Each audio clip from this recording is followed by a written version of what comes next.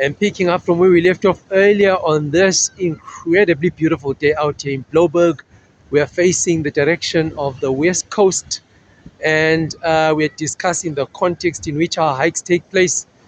And we haven't done much hiking along the west coast, although the hiking group that I'm a part of will be doing a hike up along that direction this coming weekend. Unfortunately, I will miss that hike. However, we can certainly touch on just some of the activities that take place along this coast.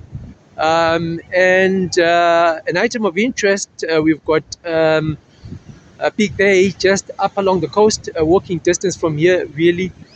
And every so often, somebody attempts a swim from Big Bay across to Robben Island, which hopefully is visible in the distance. And that's a distance of approximately 7 kilometers.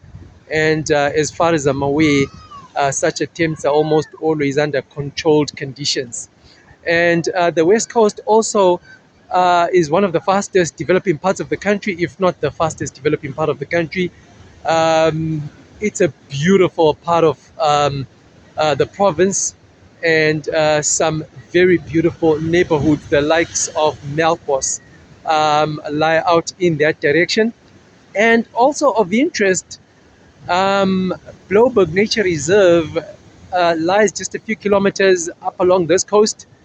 And yeah, it carries its own significance. And the arrival of Jan van Riebeeck in the 1600s to establish a station for their ships coming from Europe to stop over here in the Cape to for the supply of refreshments, to get fresh supplies en route to the east for trading purposes. Yeah, that would have been a strategic move in a strategic location, which would inevitably attract attention.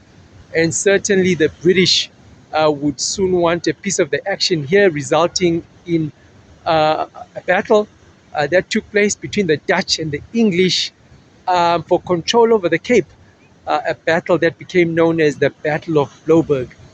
And of course, that history is preserved at Blouberg Nature Reserve. And yeah, you would be able to get more information concerning that online, whether on Wikipedia or other sources. And so, yeah, and so interestingly, places such as the Cape, with all the significance that it carries historically, and even in modern times, would always, attract a battle in one form or another. And although we've briefly touched on the Battle of Blouberg, the fight for these coasts would evolve in later years.